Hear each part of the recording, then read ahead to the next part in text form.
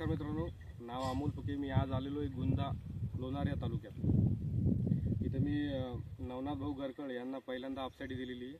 तर ते त्यांनी स्वतः मला फोन करून सांगितलेलं आहे. तुमचं पूर्ण नाव काय भाऊ? नवनाथ लक्ष्मण गरकळ, राहणार गुंदा, तालुका लोणार, जिल्हा बुलढाणा. आणि अपसाईड वापरायच्या आधी तुमची हळद आणि यामध्ये आता काय फरक वाटतो तुम्हाला? यामध्ये चांगला 60-70% फरक आहे. म्हणजे पहिला जास्त पिवळेपणा आणि लालसरपणा होते. हां, माती पुन्हा चांगली आता भुसभुशीत झालेली आहे. आणि याच्यातले आपण अर्धे बेड केलेले आहेत, अर्धे ठेवलेले आहेत. तर त्याच्यातून याच्यात चांगला लगे 40% फरक आहे. अच्छा, ड्रिचिंग केलेलं आहे याच्यात 60-70%. बरोबर. जे ठेवलेलं आहे त्याच्यात माती अशी कडे हातात येतच नाही. बरोबर.